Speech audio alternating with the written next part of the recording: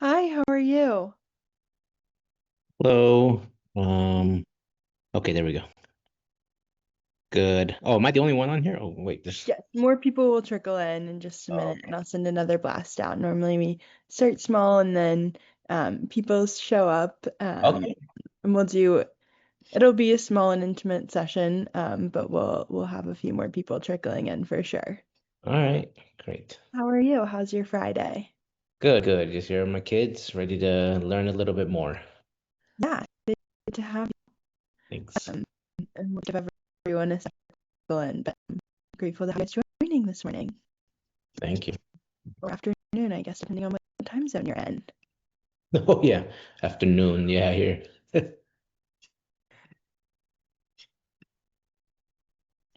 Hello, everyone. Just giving everyone a second to trickle in on the Zoom and then we'll get started. But excited and grateful to have you all joining us, and can't wait to share more about Curious Cardinals.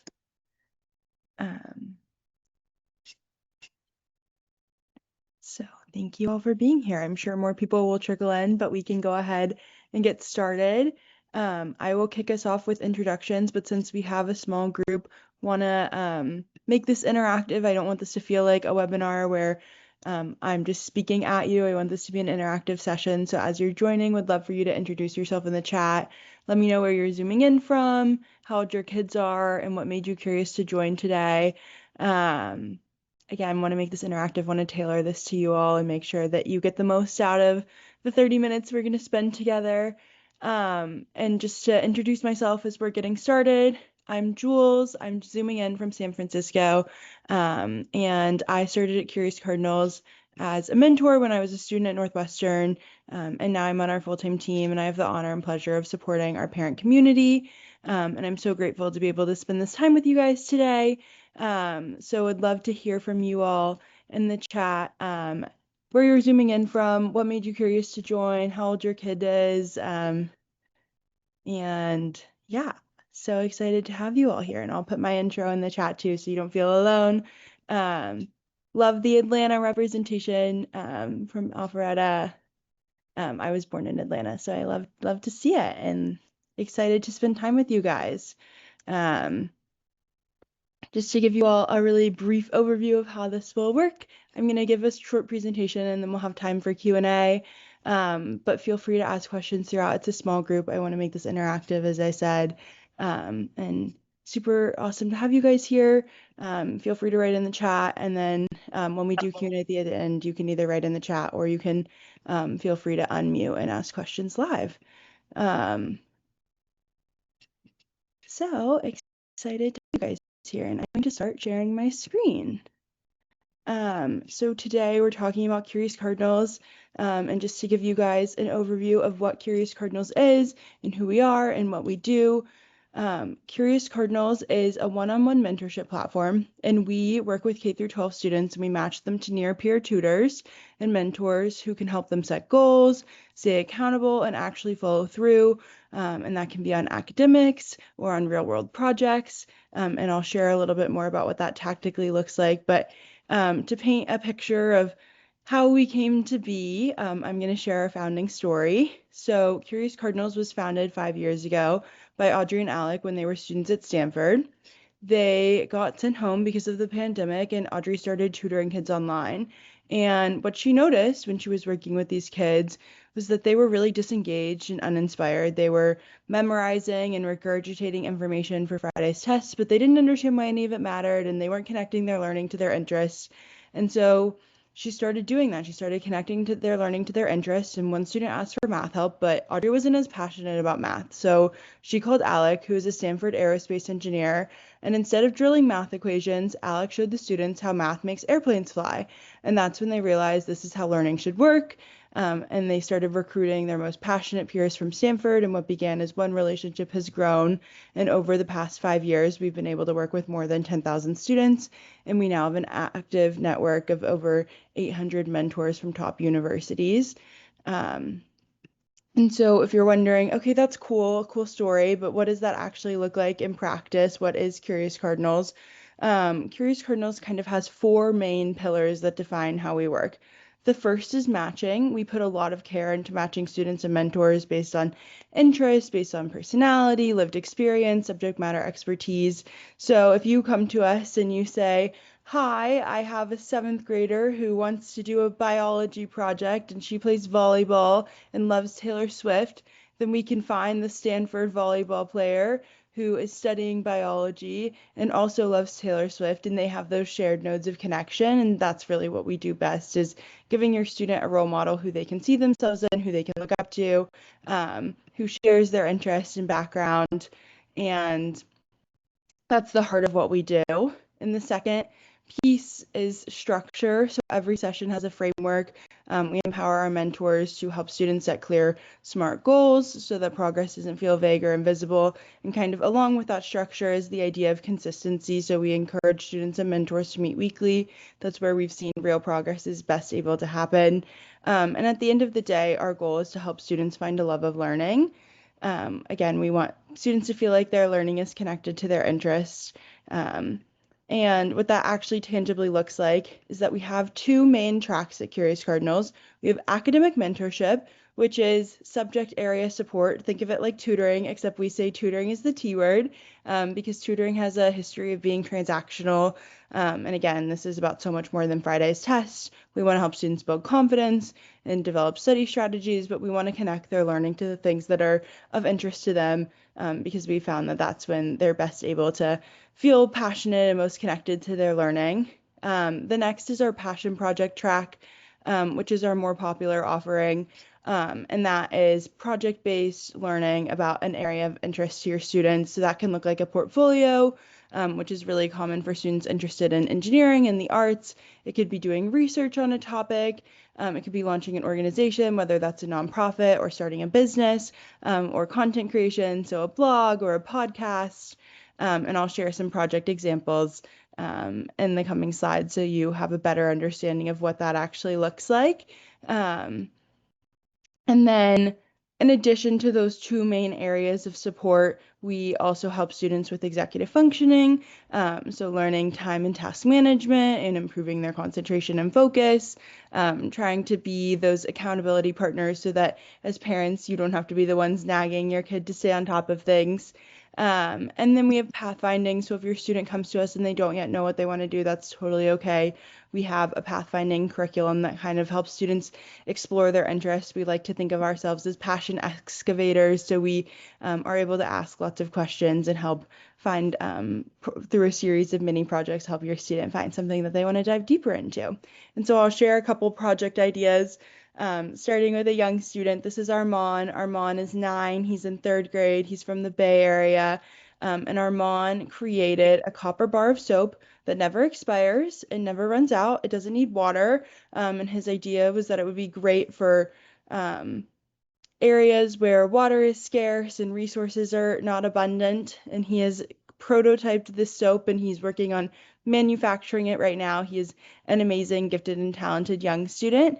This is Karis. Karis created and started a youth-led dementia care nonprofit because she read research about how play is really important for dementia patients, but often it's not always part of their regular routine. And so she's created a nonprofit that allows multi-generational support. So it's a really great way for her to get involved in her community. And she's scaling this across the Pacific Northwest right now.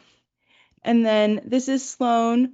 Sloan wrote a research paper about cleaning up lower space orbit and kind of autonomous debris, lots of things that go over my head. But the really cool thing is that Sloan wrote this paper. She was working with her mentor, Adeline, and she has turned this into an amazing thing. And NASA reached out to her, and so she published a mission concept with them and has visited the Marshall Space Center, which is awesome. And then this is Josh, and Josh is a really great example of a student who's done kind of multiple tracks. So Josh came to us and he was born with clubfoot and he wanted to do something to provide more resources for families experiencing clubfoot. So he created an organization called Clubfoot Connect. And through Clubfoot Connect, he had a blog, He had kind of the nonprofit organization side of things. And then he also was able to publish research and find internships. And now Josh is a freshman at Penn. And so those are just 4 examples of students. We've worked with 10,000 students, so we have lots more examples. But hopefully that gives you an idea of what's possible. And then to break down what that actually looks like so that it doesn't feel like this big scary thing of, wow, those are really great stories. What does that actually look like? How does that process happen? We have what we call our magic project formula. So we take your kids' interests and we think about the skills that they want to develop and what the right medium for those skills is. And then maybe they want to have an audience or not, that's optional. And then what their project would be. So this is Rose. Rose came to us with a love of jewelry. She's a girly girl. She loves pink. She loves fashion. And so we started there. We asked her what she was genuinely interested in, the same way if you were to schedule a call with our team, we would ask what your kids' genuine interests are. And then we asked what her superpowers are. And her superpower was a natural ability to influence others.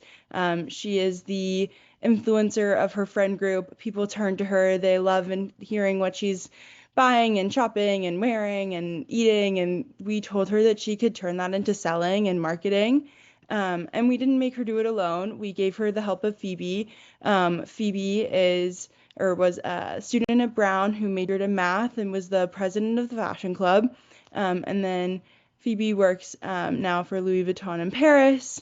And Phoebe had that kind of math and fashion expertise and was able to complement Rose and help guide her on her journey. And Rose last year had more than $10,000 in revenue from selling her jewelry, which was awesome to see. And this is all just as a freshman. So just think what the next 3 years will look like as she scales her business. She's partnered with Love Shack Fancy and done lots of trunk shows. And she donates a portion of proceeds to a maternal healthcare nonprofit. That is something she really cares about. And so just a breakdown of how we get students through the process. And then we also love giving students opportunities of things to build toward. So this May, we're hosting our second Timeless Skills in an AI Era pitch competition, which is open to all students, K through 12, whether or not they're working with a Curious Cardinals mentor. The submissions are due May 9th, and finalists will pitch to industry-leading judges on May 17th. This spring's judges are Michael Seibel, who used to be the president of YC, which is the leading startup incubator. So he's heard more pitches than anyone else, and he could hear your kids on May 17th. Laura Modi, who's the founder and CEO of Bobby, which is a formula brand that reached $100 million in revenue in its first 18 months. And then Zarna Garg, who's a famous author and comedian. And it's sponsored by google.org. So it's a really great chance for students to get their work in front of amazing judges. And I will share the link to that in the chat. If your student is building anything, any project they can submit, whether or not they're working with the Curious Cardinals mentor. It's a really awesome thing that we're super excited about, and we would love to have your student involved if that's of interest. And I'm happy to answer more questions about it at the end when we have time for Q&A. But for now, we'll keep trekking along. And I'll share really quick kind of what makes Curious Cardinals different. It really is the quality of our mentors. Our mentors are the best of the best. They're the top of their class. They're presidents of clubs, D1 athletes, Rhodes Scholars. They are amazing and inspiring. And I'll share 2 examples of the types of people your students could work with. So our mentors are college students, grad students, and recent grads. This is Yusuf. He's a graduate student at Columbia studying biomedical engineering. And he mentors students in math and science and kind of those core academic subjects. This is Cece. Cece went to Dartmouth and she is now an award-winning filmmaker. And so she mentors students in film and writing. And those are just 2 examples of the types of people that your students could work with. And if you're sitting through this, thinking reliable college students, are you sure about that? We have a very competitive application process and we thoroughly vet our mentors.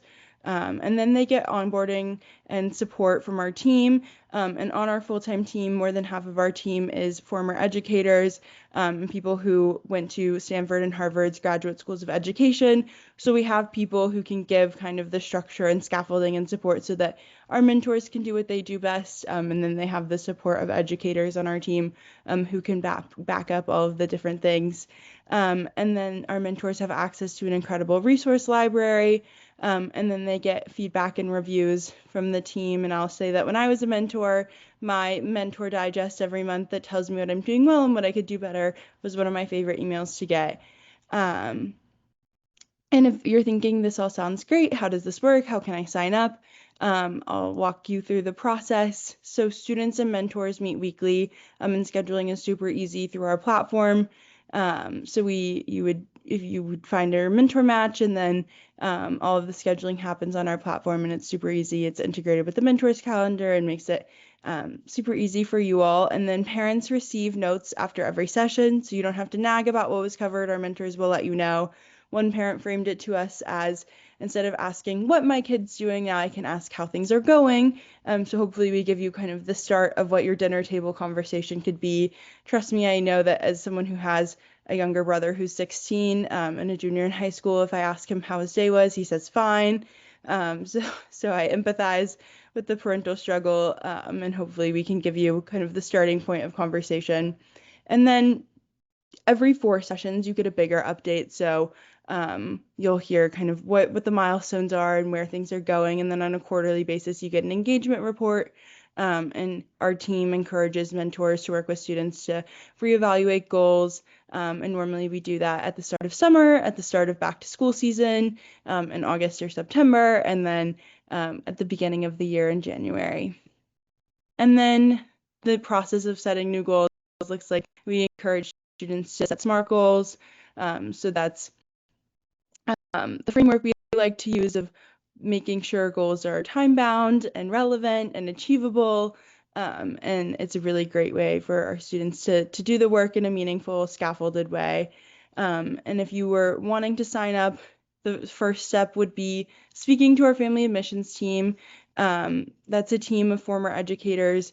They are amazing, warm people who will ask you lots of questions about your kid. The more we know about your kid, the better, because then we take everything that you tell us about your child and everything we know about our mentors, and we find their dream mentor and make a mentor match. And then you start meeting on a weekly basis. And that's kind of the process of what it looks like to work with Curious Cardinals. I know I've been talking at you, so I want to open it up to questions and hear what I can answer for you all. You have my time and attention, and I would love to answer any questions you have and help see how I can make this feel personal to your child. And I'll share the link in the chat to schedule a consultation call if that's of interest.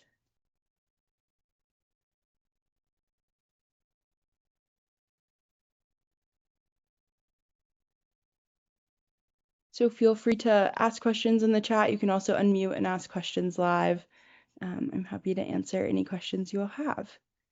Jennifer, thanks for the first question. What age do kids typically start? So we work with K through 12 students, and this is super personalized. So there's not one set age. I think the most popular age is the middle and high schoolers, so that 7th to 11th range, but we work with lower school students. We've had students as young as 4, all the way through students who are at the end of their high school journey.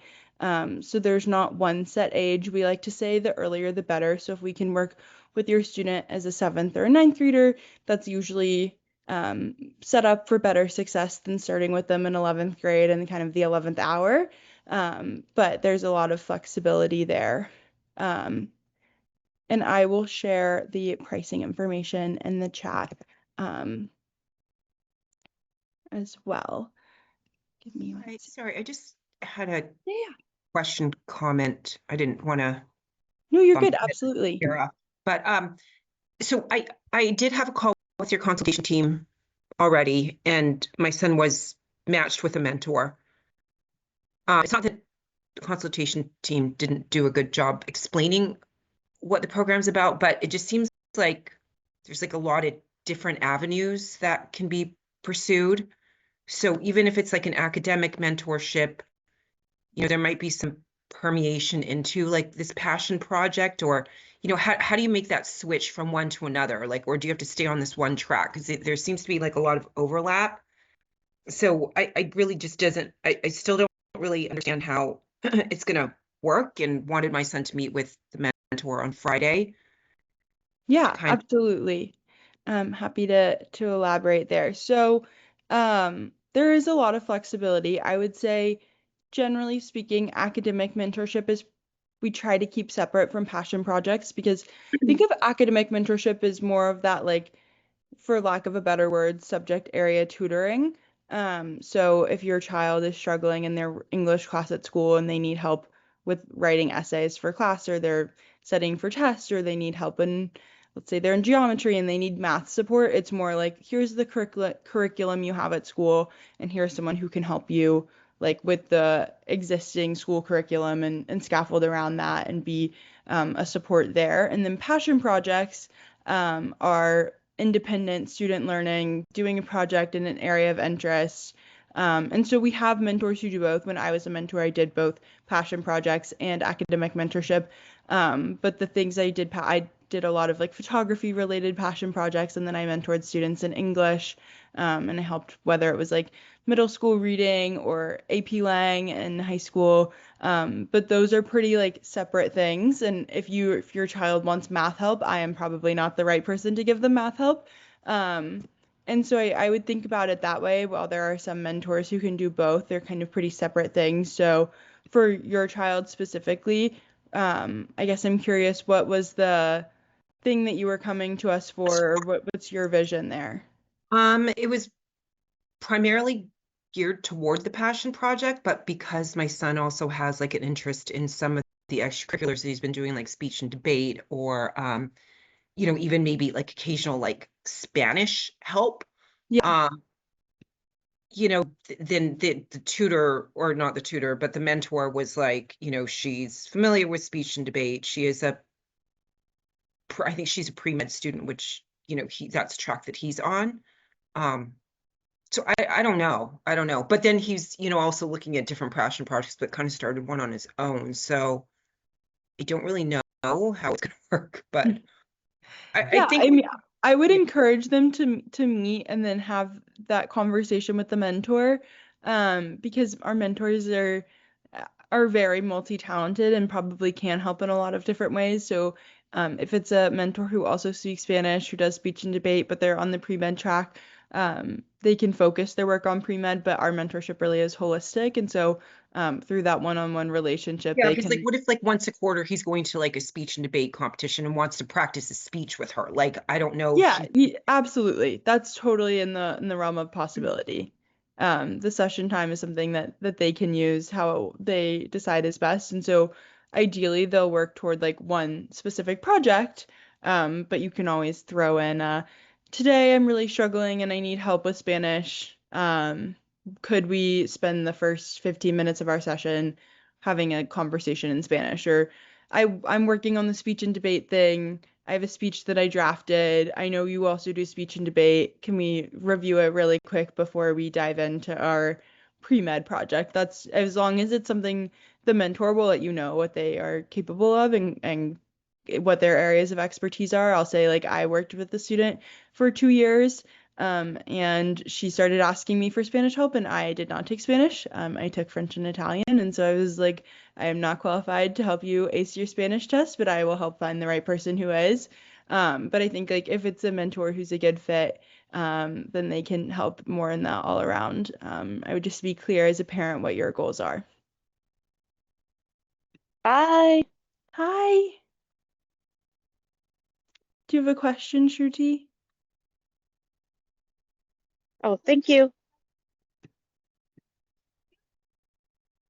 Okay. Um, Let me answer this question in the chat. With my daughter, it takes a while for her to build trust and rapport with adults. Time frame for relationship building. I would say the first session is always kind of that rapport and relationship building. And then the mentor, if you want to give the mentor that context going in of it takes my daughter a little bit of time to build trust, like I'm okay with spending more time building a relationship before diving into the project, that's totally in the realm of possibility. The rapport and relationship building is a super important part of mentorship. This should feel like a personalized one-on-one thing. And so I think it's just being honest coming in. Some parents come in and they say, my kid knows exactly what they want to do. We're ready to hit the ground running. This is our plan. We don't need to spend a ton of time on that rapport and relationship building. Let's dive right in. But I think it's totally fine on the flip side to say, like, you know your kid best and say they need time to figure out who you are and what's best. So I think just being really honest, one, with our team, when you speak to someone on our family admissions team and have a consultation call, be honest about who your kid is and what they need. And then two, when you first get connected to a mentor, let them know what your goals are as a parent, what your expectations are, and if you're okay with it taking a little bit more time, that's totally fine. I think the first session is always relationship building, and then every single session starts with a check-in. A lot of mentors use a rosebud thorn, so it's a chance for mentors to hear kind of what's going well and what's not going well in your kid's life, and it's your kid's chance to hear what a Stanford or Harvard or Princeton student's rosebud thorn is. And so there is definitely that big relational element. I hope that answers your question, Sierra. What other questions do people have? Anything else I can answer for anyone?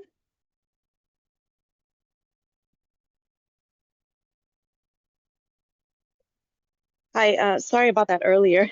No, you're good. I had a question about math. Do you teach different levels of math for high school students? We do, yes. So our mentors, there's different like levels of math, and then our mentors can teach whether it's all the way from the K through 5 math through calculus.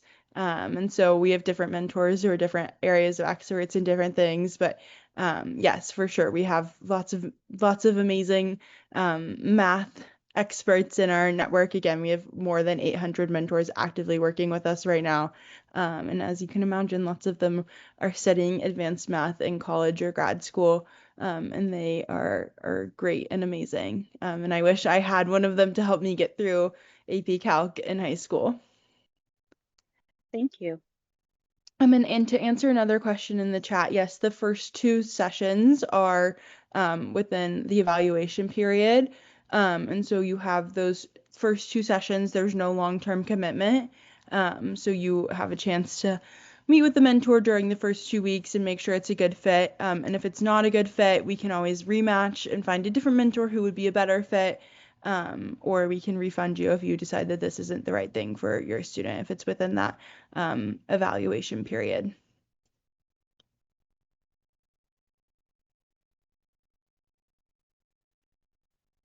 Hi, thank you for your presentation. My question is regarding the passion project guidance. My son, he is in ninth grade right now, and he's academically strong. So my main interest in this came from helping him get a passion project idea. It's hard to, really know what kind of idea will be best, and it's also going to work. The main thought behind it is, of course, to help him generate ideas, but also to create a good CV for college. Will your group help him come up with ideas based on his interest? And then already being in like halfway through ninth grade, is it still practical to pursue this? Because obviously we still have 2 years though for the college application. So just your thoughts on that, and how long, like, do you think it would take, like a year to get things going? Will it take all of almost 2 years? Just your thoughts. Yeah, absolutely. Well, the end of ninth grade is definitely not too late. If you were coming to us and it was the end of junior year, and it's like March of junior year, then that's a much shorter runway of whatever. Let's guess it's like 150-ish days till the Common App opens. Then we probably can't do a lot, but the beginning of ninth grade is the perfect time to start. Happy to. It's not too late. I wouldn't recommend waiting much longer, but now is a great time to get started. And then I'm gonna hopefully touch on all the different parts of your question, but if I leave anything out, feel free to let me know at the end. But so part one, it's not too late to start. And then to address kind of the process of selecting a topic, like I shared with Rose's example in our magic project formula, we would find an area of interest for your kid. We would ask, what are they genuinely interested in? What are they curious about? What are the things that they're passionate about? And then we would ask what their superpowers are, and ask what their areas for growth are. So what we mean when we say like, what are their superpowers? What are they best at? What are they uniquely suited to do? And then what are the areas where they have room to grow, and what skills do they want to develop? And what would be kind of relevant for that. And then we'll think about like what the medium would be. And within our passion projects, we really have like 4 main tracks. So you can start a portfolio, you can launch an organization, you can do content creation, or you can do research. Those are kind of like the avenues. And so we would think about like who your kid is and what makes sense. So if you have a kid who's really interested in pre-med and medicine, they might do a research project. If you have a student who's really interested in like the arts, they might do some fun content creation project, but it's super tailored to your kid, and they can work with a mentor who can help them brainstorm what ideas are, and think about what is best on that front. And you had another part of your question that I'm totally blanking on. Yeah. I was also thinking like the timeline, like is 1 year like Oh, good yeah. goal, like over a period of 1 year? I mean, of course, it depends on the project also. And can they do 2 projects, like one project for sophomore year and another for their junior year, Yes. based on how one goes, of course. Yeah, absolutely. So I think in terms of timeline, again, we are a personalized mentorship service, so it's super dependent on the kid. Some students work with us for 4 to 6 months. Some students work with us for 4 years. We've had students who worked with us from 8th through 12th grade all the way through their journey. So it's super child dependent. It's also dependent on the project that your child wants to do. So if your child wants to publish research, I'll share, let me see if I can pull up this example really quick of we had a student who published research in a Stanford journal as a high schooler, which is amazing and so impressive. But that was a journey that took time. It didn't just happen overnight. And I will share our co-founder and CEO, Audrey, wrote about his journey. And so I'll share with you what that looked like. And she outlined kind of the journey of obviously Rome wasn't built in a day. You don't publish Stanford research overnight, but it just really depends on who your kid is and what they're interested in. And I'm going to share my screen again to answer Jennifer's question and hopefully help with yours as well, visualizing what the different options are. So for a portfolio, that could look like developing out lots of different mini projects. So that's super common for engineering students. We'll work on a series of things. Research might be more sustained over time. Launching an organization is something that you can do over the series of many years. So Rose, for example, is still running her jewelry business now. She started it as a freshman in high school. She's now in 10th grade. And so I can imagine she'll continue to run that. And then content creation, a blog, a podcast, those are kind of the different pillars of things, but really there's no project unimaginable. So you can think big and creatively here, and our mentors can come to the table with ideas and collaborate with your kid. But again, we want this to feel we try to give students a lot of agency in the process. And so hopefully this kind of gives you a sense of what's possible.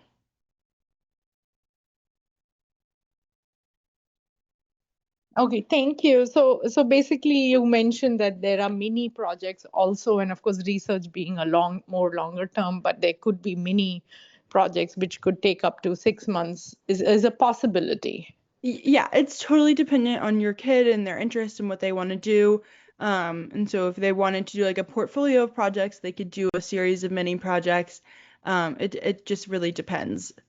What's a portfolio project? I'm sorry if I missed that. No, you're okay. Like if they wanted to do like a series of projects, so a lot of our engineering students will work on developing out like a series of projects and put them together in a personal portfolio.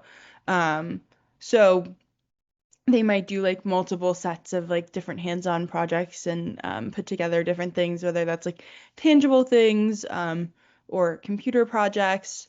Like if your kid's interested in game design and they want to like learn how to code their own video games, they might code multiple video games over the series of their years working with a mentor. Thank you. You're welcome.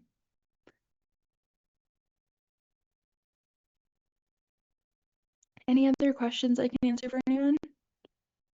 Oh, yes, Nancy, that's a great question. So kids can work with the same mentor, they can change mentors. It kind of depends on one, if the mentor is still a good fit and what the availability looks like on the mentor side and on your side, and if scheduling is a match. But more importantly, it depends on what your kid is interested in. So our mentors know what they are best and uniquely suited to do. They know what they're experts in. They know what they're capable of. And so if your kid, I'm going to use myself as an example, if your kid came to me and they said, I want to work on content creation and I want to do kind of photo essays in the arts, that's something I'm super helpful and able to help with, and something that I can do as someone who has worked as a semi-professional photographer and who's studied journalism and understands what that process is like. That's something I'm capable of and able to support with. But if your kid then is like, okay, we did this photo essay, but now I'm really interested in marine biology and I want to do a marine biology project, I am probably not the person to help them with their marine biology project because that's not my area of expertise. And so then I would go to the Curious Cardinals team and say, so and so, we had this great experience. Here's all the things I learned about working with them. Now they want to work on this new thing. And then they would switch mentors at that point to find the person who's best suited to help with that next project. And so it really depends. Some students and mentors work together for many years. Some students work with a series of mentors, so it's super person dependent. But luckily, we have lots of mentors in our network who can help with the different various things.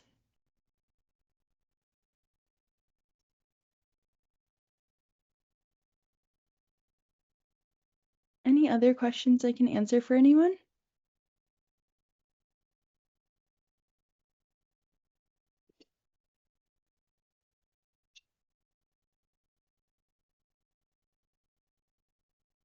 Well, if there aren't any more questions, I'll stay on. If people have anything, I'm going to share the link to schedule a consultation call if you're interested in speaking to our team and finding a mentor.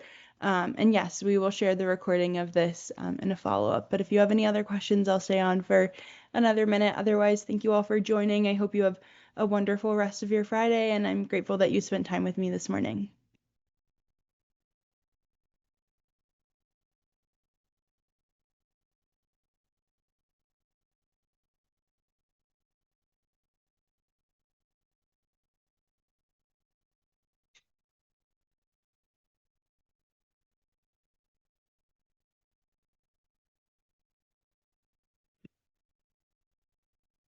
Goodbye, everyone. Have a good rest of your day.